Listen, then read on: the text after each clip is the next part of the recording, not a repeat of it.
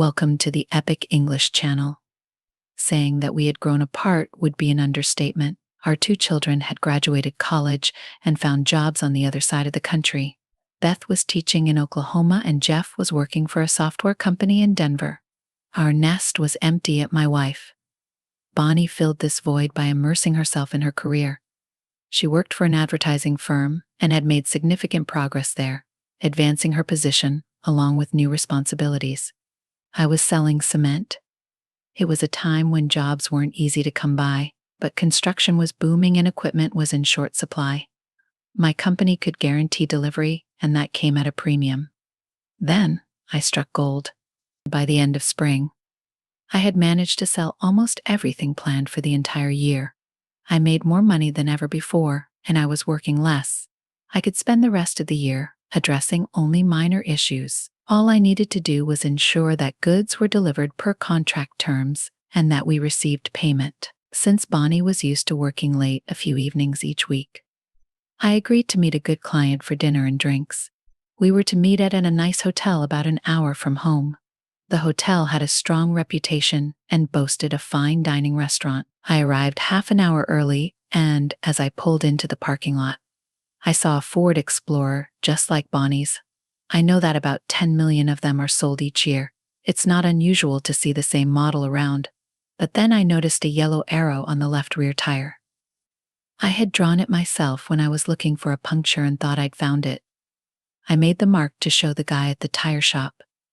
It turned out to be a faulty valve instead, but the mark remained.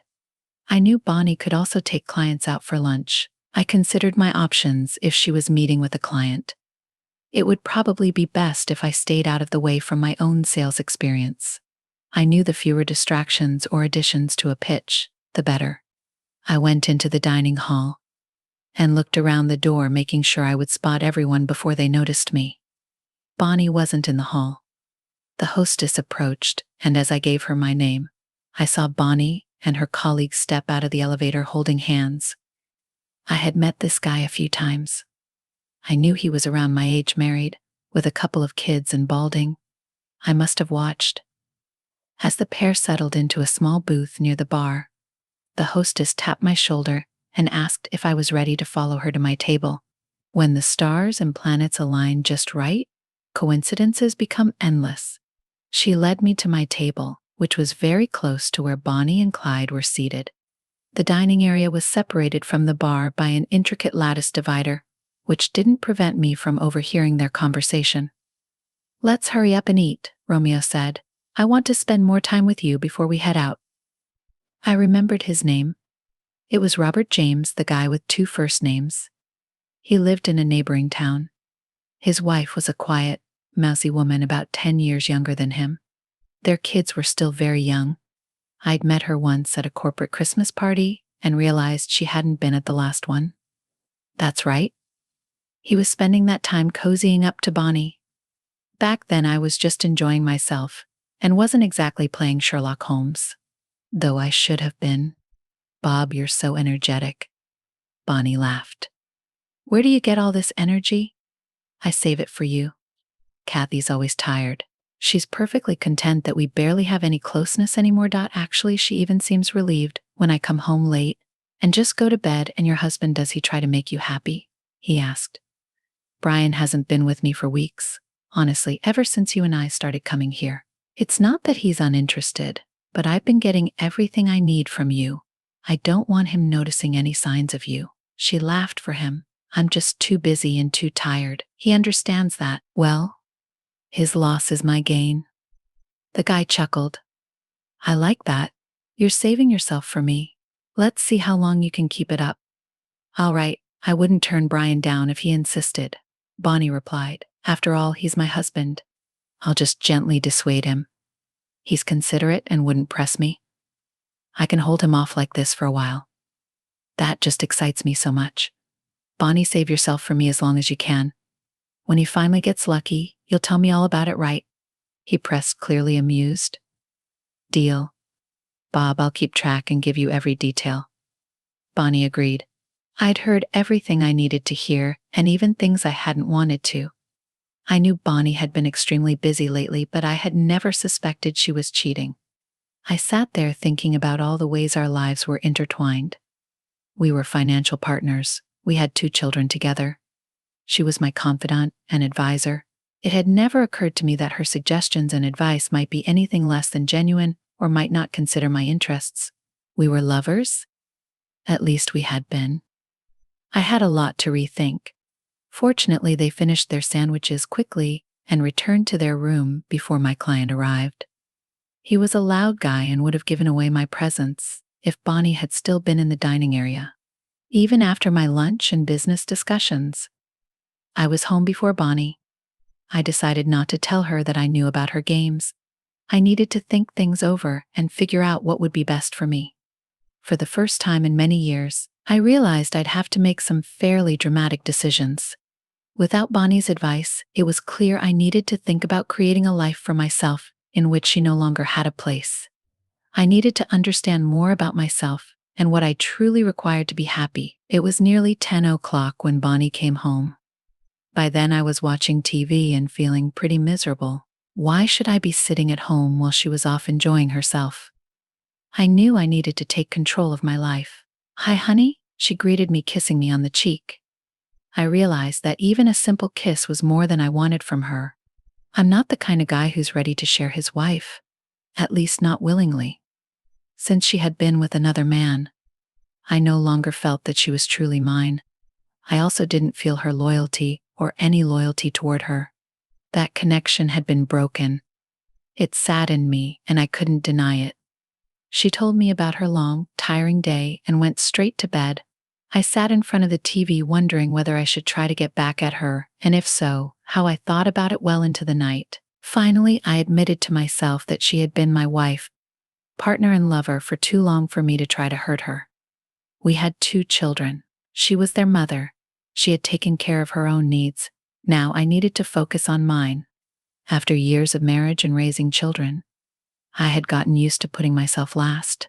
Now it was more important for me to take care of myself and take steps to build the life I deserved. Focusing on revenge would only waste my time and energy. Living a happy life would be the best payback. That night, I got very little sleep. The next day I woke up early, leaving the house before Bonnie even got out of bed. I just didn't have the heart to see or hear her. The problem was, where should I go? I didn't realize so many places opened at 6 in the morning. As I drove down a street, I saw a few cars parked outside a building, which wasn't a donut shop. I looked up at the sign over the door and saw that it was a gym. On a whim, I stopped in and checked out the place. A young woman informed me that it was open from 5 a.m. to 11 p.m. I figured it would give me a place to come to and avoid Bonnie for a good portion of the day I signed up. I went to work feeling a bit better than I had since I saw Bonnie with her ridiculous lover. I was starting my personal journey to the next stage of my life. At lunch, I overheard a few guys talking about their golf game. I used to play golf before I got married, but raising kids had taken up all my free time and energy. I hadn't played in over 20 years, but I joined in on the conversation, and they invited me to play with them on Saturday. I left the office early and bought myself some golf clubs. I'd heard that tailor-made clubs were excellent, so I spent nearly $1,000 on a good set, along with a bag, shoes, an umbrella, balls, tees, towels, and everything else that might come in handy. It was the first time in years that I did something special just for myself. It felt great. Then I picked up some items for the gym. I decided I'd lose a few pounds and maybe even add a few years to my life. If I ever started dating again, I'd want to look my best. It was after 8 when I finally brought my purchases home. Golf clubs. Bonnie asked, "Were you out playing? I was worried when you weren't home when I got back from work." "Yes, I'm taking up golf again.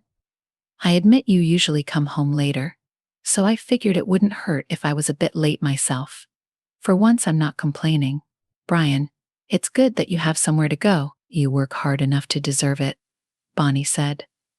"But you left early this morning. I was just wondering if something was wrong." "What could be wrong? Dear good home. 2 wonderful kids, a loving and faithful wife. That's what every man hopes for, but few actually have," I said, with a touch of pride. Bonnie gave me a quick glance. Apparently, she saw no hint that I suspected anything, and she smiled. By the time I put away my purchases, I realized I was very tired.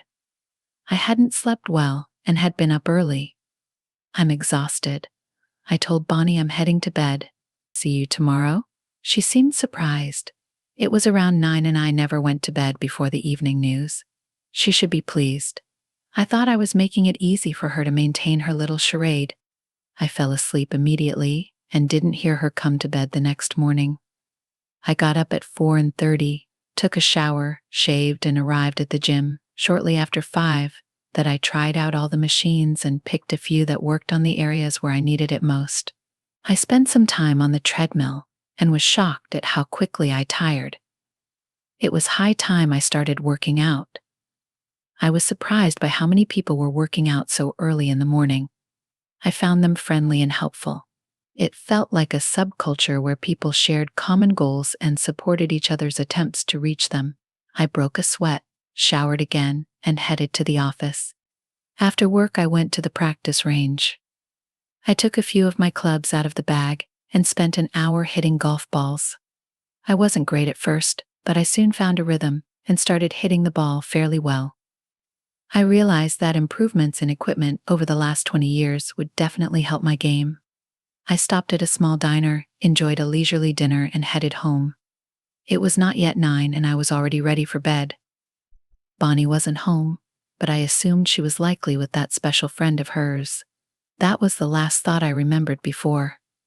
It was time to get up and head to the gym. Bonnie was asleep next to me, so she must have come home at some point. The next day after work, I bought myself a membership at the country club. Then I joined up with another guy for a round of golf. It was around 8 when I got home. Bonnie was irritated. "Why didn't you tell me you wouldn't be coming home right after work, Brian?" she demanded. "And where are you going so early in the morning? Did you check the answering machine?" "Bonnie, I left you a message just like you usually do," I replied. "I go to the gym on 5th Street in the mornings. I've gotten a bit out of shape." I realized she felt a bit foolish for not even thinking to check the message. The shoe was on the other foot. I should have checked the answering machine, but you never leave messages like I do. She protested weakly. "You never mentioned you were going to the gym. You should have told me I could go too." "Well, dear, you're welcome to join me, but it seems like you're already putting in long hours and are exhausted by nightfall," I replied. "Do you want to start getting up at 4:30 to go to the gym? Is this a passive-aggressive way of saying you want to have sex more often?" Bonnie asked. "Is that what you mean when you say I'm tired by evening?" "Not at all," I replied with a slight smile. "I'm just trying to take care of my health. It's as simple as that. I'm inviting you to join me, so you're not trying to make me feel guilty for the lack of intimacy?" Bonnie asked again. "Not in the least, Bonnie. I'm very understanding, as you know. Well, you work hard under stressful conditions. You're worn out when you get home," I said calmly. "I completely understand. Well, all right, Brian. I actually had a pretty good day, and I'm not too tired tonight, if you know what I mean," she said, with a shy smile. The thought of being intimate with her made me feel uneasy. I'd rather go without than accept leftovers. "That's great, but I was up early, worked out, and played golf. I'm completely drained today and ready to call it a night," I replied. Bonnie was stunned. In all our years together, she had always been the one to decide when we'd be intimate, and I'd never turned her down. She assumed I'd be thrilled with the attention she was offering. I left her standing there speechless and felt as though I was finally regaining control of my life, and it felt fantastic. I started golfing right after work whenever the weather allowed. I thought Bonnie would appreciate this as it gave her a chance to stay home in the evenings. I wondered if this arrangement would wear out her friend Bob a bit. Over time, my game improved, and I played better than some of the guys who had been golfing regularly for the past 20 years. I attributed part of my success to the gym workouts. I could walk faster and longer. My stomach, chest, and shoulders were getting stronger, helping me put a lot of power into each golf swing. Soon a woman joined the gym who was a couple of years younger than me. We clicked right away, working on machines together. We encouraged each other and shared a few laughs. Workouts became even more enjoyable and motivating. Her name was Tiffany, and she was a lawyer. She worked at a small firm in a nearby town. Eventually, she told me how she once came home early from work to find her husband fooling around with their married neighbor. She divorced him and moved to her current home just a few blocks from the gym. Her 2 kids were in college, and she had decided it was time to improve her life and health. A few days passed before I gathered the courage to tell her about my own situation. She listened without judgment, simply nodding as though it were an all too common story. Bonnie began complaining about my late golf games and early gym visits. I didn't think it truly bothered her, except that she seemed to mind that I was happy and enjoying life. She wanted a monopoly on happiness, and I guess she felt like she was losing control over me. "We haven't had dinner together more than a few times this past month," she said. "One evening when I came home after dark, you're out golfing every evening, unless it's pouring rain. Would you like us to have dinner together every night next week?" I offered. "It doesn't have to be every night." "Brian," she replied quickly, "we could just plan for one evening." "I'll still have to work late." "Understood. So you want me to skip golf on a night of your choice?" "Let's plan for Tuesday evening. Does that work?" "I never know in advance. It varies. I have a few important clients I'm working with." She huffed. "Bonnie, you don't want to dedicate a specific evening to me, yet you expect me to sit around waiting for an opening in your schedule so we can have dinner together.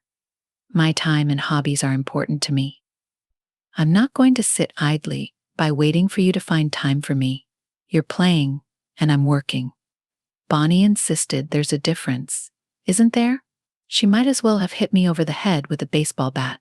She actually believed I was naive enough to feel guilty. Because she was supposedly working so hard, she was working with Bob, and I was supposed to feel guilty.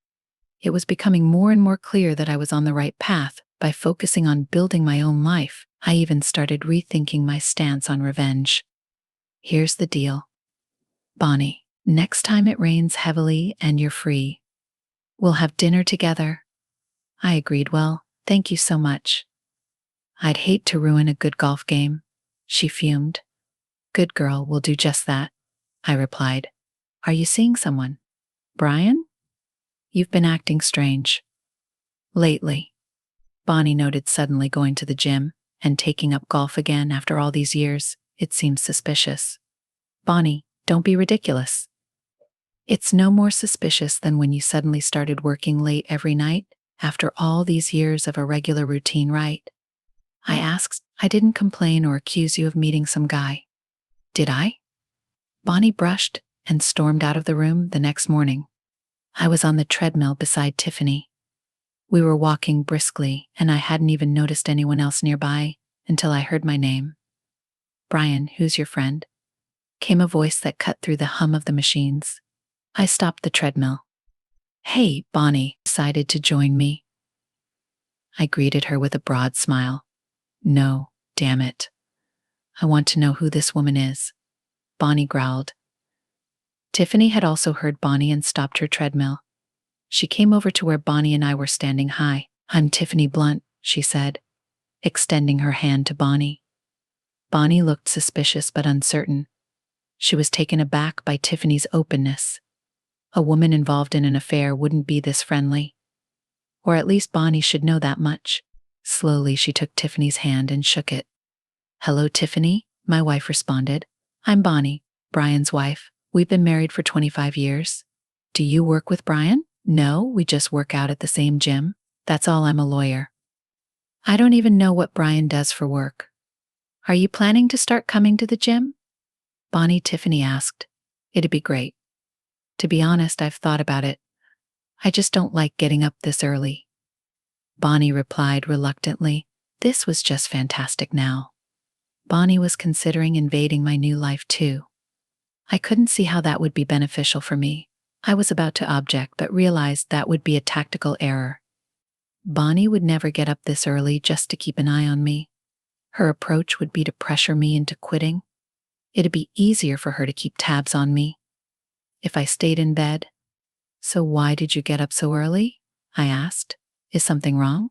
No, I just needed to be at work a bit earlier today. So I thought I'd stop by here to see what it's like. Bonnie offered as a reason that I knew that wasn't true. She never had to get up 2 hours early for work. She was here purely to check up on me. Well, let her be jealous of Tiffany. She found me with an attractive woman, and Bonnie would read into it whatever she wanted. If she looked around, she'd notice there were plenty of fit and attractive women at the gym. It amused me that Bonnie was so opposed to the idea of me enjoying anything in life. Why was she envious? She was off with someone else a few times a week and denied me intimacy to keep her lover's requests and avoid any signs. I might notice what did she really want. I wondered if she even knew I wasn't doing anything wrong, and I didn't care. I was building my life back up and I was enjoying it. Bonnie chatted with me about nothing in particular for a few minutes, then left. I returned to the treadmill where Tiffany was waiting for me. She thinks you're up to something. Brian. It was obvious she was checking out the gym. You, me, and every other woman here? Tiffany said. People always project their behavior onto others. If they're cheating, they assume others are too. Your wife doesn't trust you at all. It's ironic, but very typical. My ex-husband was always jealous of me without reason. He was unfaithful, so he assumed I must be too. I thought about what Tiffany had said for the rest of the day. I left work early to play an 18-hole round of golf. My game wasn't great as I kept thinking about what to do about Bonnie. Sooner or later I'd have to let her know that I knew everything. Then what divorce seemed like the only solution, though the thought saddened me. I'd been with Bonnie for 25 years, and we'd raised 2 wonderful children. It was hard to accept that she felt a need I couldn't fulfill, but her affair was unacceptable, no matter the reason.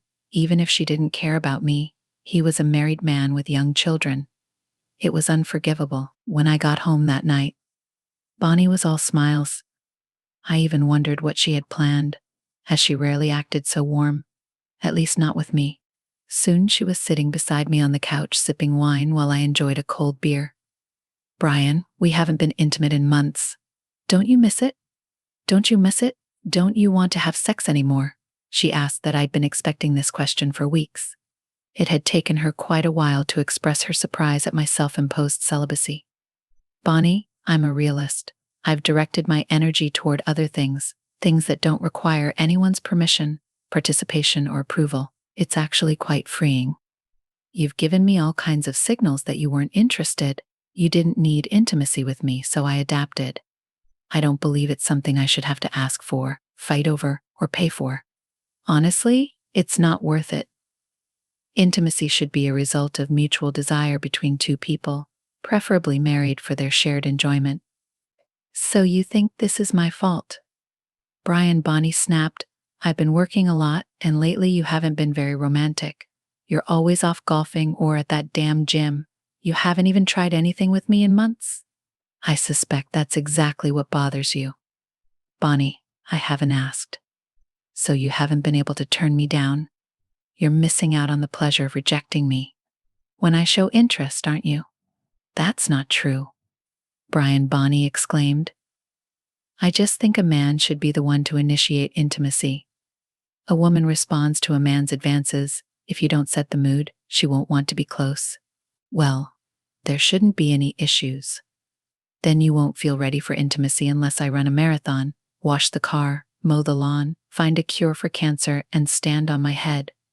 Since you don't feel the desire for it, and I don't feel like putting in the effort, we're both happy vacations, aren't we? Bonnie was truly at a loss. Now she was trying to get me to want to be intimate with her. She didn't say she was interested, but she wanted me to initiate things. She wanted me to be romantic so that maybe, or maybe not, she'd let me close. This thought didn't appeal to me. The game no longer interested me if you don't want to be intimate with me. Brian, I have to assume you're having an affair, she said. I'll burn you to the ground. If you're seeing someone else, keep that in mind. She made me furious. I couldn't believe how hypocritical she was. She'd been seeing someone 2 or 3 times a week. Yet she was furious at the mere thought that I might do the same. What kind of logic was that? In that moment I decided I'd have my own form of justice. Here's what I suggest, Bonnie, to put your mind at ease. Let's go to our lawyer and draft an agreement stating that if I ever cheat on you, you get the house and all our savings. If I'm such a terrible husband, I should suffer for my reckless actions. I proposed. Does that sound like something a man having an affair would do? I think you could suggest that just to throw me off track, Brian. I know how cunning you can be, but all right, I'll accept your offer. She agreed. Good. I replied. I'll call the lawyer tomorrow and set up an appointment. I'll ask him to have everything ready for when we arrive. There was no future left in our marriage. I knew I could no longer ignore Bonnie's infidelity, but before now I hadn't wanted to take the steps necessary to end it. It had taken time, but I was ready to take the next step toward reclaiming my life. 3 days later, we arrived at the lawyer's office. I came straight from work, as did Bonnie. When I entered, she was in the waiting area. I sat down next to her and smiled. After a few minutes, the secretary led us into the lawyer's office that we exchanged the usual pleasantries and got down to business. I was curious to see Bonnie's reaction to this arrangement. This is a bit unusual, but it can certainly be done the way you want. The lawyer began, I've prepared a document stating that either of you forfeits the right to the shared home savings or pension. If found to have broken your marital vows, the wrong spouse would essentially gain all shared assets. I watched. As the lawyer's words registered with Bonnie, her smile faded and she grew uneasy. Either of us, she asked. I thought this would apply only if Brian cheated. Why did you include me? My instructions were to draft the document this way. Mrs. Myers, do you want only Mr. Myers to be held accountable and not yourself? He asked. Yes, that's what I expected. Bonnie replied. What are you doing? Brian. Oh, I don't see the issue here, dear, I replied. You wanted something that would protect you if I strayed. That sounded reasonable. I thought it would be equally fair for both of us. Is there any reason you can't agree to this? Is something wrong? I put on my best performance. I even managed to seem completely sincere and unsuspecting to myself. Would she fall into the trap? I just didn't know that I'd also be forfeiting my rights, she replied. You mean? You want me to give up my rights, as you put it, but aren't willing to face the same consequence as yourself? I asked. Why are you so hesitant to sign this document but so eager for me to sign it? Is there something I should know? Now, she was rattled. I could see the thoughts racing in her mind. Like most unfaithful spouses, she genuinely believed she'd never get caught and didn't want to raise suspicions by refusing to sign something she was expecting me to agree to. Of course not, Brian. Bonnie assured me I'll be happy to sign it with a single stroke of the pen. Her fate was sealed. I quickly signed the contract, and our lawyer signed as a witness and notarized the document. He promised to send us our copies along with his bill. Of course, let's stop somewhere for a bite, Bonnie.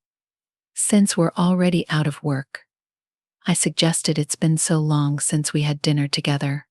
I can't tonight, Brian. I need to finish some contracts. Bonnie declined. That I knew she was planning to see her friend, and it really irritated me. Any lingering doubts or guilt I had about the contract we just signed disappeared completely. I was watching TV when Bonnie finally came home. I'd set the bait, and now I waited to see if she'd take it. I need to go to Baltimore this weekend. Bonnie, a client, complained about the quality of our product and I need to see what the issue is and fix it. I told her, I'll leave Friday morning and be back Sunday afternoon. Is that all right? You're giving such short notice? Brian, Bonnie said. But if you have to go, you have to go. I'll just have a quiet weekend at home. I knew she was thrilled, but she also knew it wasn't worth showing it. Why not be as naughty as she knew how and keep things normal at the same time? Friday night, I quietly opened our bedroom door and walked into the room. I reached in and flicked the light switch. Bonnie blinked at the sudden light and looked up at me. Bob had his hands on her breasts as she bounced on him. They were so surprised by the sudden intrusion that they didn't even stop. Hello, Bonnie. How's it going? Bob? I asked rhetorically as I stepped into the room. Looks like you two are having a cozy moment. Bonnie, I have something for you. Well, actually, this gentleman here has something for you. The constable I had hired to serve the divorce papers walked over to Bonnie and served her. I think he spent a little more time looking at Bob's hands squeezing Bonnie's breasts, but that would only be in my favor if he had to testify in court. He nodded to Bonnie and left the room. Bonnie finally realized she was in a somewhat compromising position. She climbed off Bob and slipped under the blanket with him, clearly struggling for words but unable to find any. "I wouldn't want you to feel left out, Bob," I continued. "Your wife is here and has a few words for you, Mrs. James. The floor is yours," I said with a smile, stepping aside to reveal Bob's wife standing behind me. "You pathetic bastard, don't ever come home. My parents were right about you, you jerk. I'd like to rip off your pathetic excuse for a manhood and feed it to you. You'd rather be with this old hag than your own wife?" she yelled. Bonnie flinched at her words but didn't protest. She and Bob just shrank under the covers as his wife continued her tirade. "You can keep this mess of a woman because I'm divorcing you, and I'm pretty sure I'll get a good settlement. Mr. Myers has been kind enough to offer his testimony if I need it, and I'm sure the constable would be a great witness too. I promised Mr. Myers I'd keep this trash out of his life." She nearly chuckled, pressing herself back against the wall. "That's my line, you scumbag," I chimed in, reaching out to grab Bob by his thinning hair. "We have a bit of a problem here," I said calmly. "There's a man in my house in my bed with my wife, and that man isn't me." I hauled him up and dragged him into the hallway. He struggled, but I kept his head low and continued forward so he couldn't put up much of a fight. I dragged him down the stairs literally after he stumbled halfway. I just kept going until we reached the door. I opened it, shoved him onto the porch, and kicked him down the driveway. Then I went back inside. I looked up the stairs and saw his wife standing there, smiling through her tears from the bedroom. I heard Bonnie finally start to sob. I walked Mrs. James to her car and drove her home. I realized Bob must have had spare keys hidden in his car or somewhere else because his car was gone from my driveway. When I returned, I know some people might think I should have taken revenge by sleeping with his wife, but that thought never crossed my mind. She was a woman in pain, and I would have been the worst kind of scumbag to cause her more harm. If you sink to the level of those you despise, then you lose the reason to despise them. Don't you? When I got back home, Bonnie had already packed some clothes and was carrying her suitcase down the stairs. I was glad she didn't start with the usual excuses, that it was just physical and that she truly loved only me. I realized she didn't love me, and I wondered if she even loved herself. Her actions toward me had been cruel, almost sadistic. Humiliating me didn't thrill her. I grabbed a beer from the fridge and returned to the living room. She looked at me with a mixture of anger and sadness. "You knew all along and set me up, didn't you?" she asked. "I've always felt that, like terrorists, those who seek revenge can't truly be effective if the target doesn't know who did it or why. You've always been smart, Bonnie. Don't let the door hit you on the way out." I nodded to her and opened my cold beer. Thank you for listening until the end. See you in the next episode of Epic English. Take care of yourself and your loved ones. Goodbye.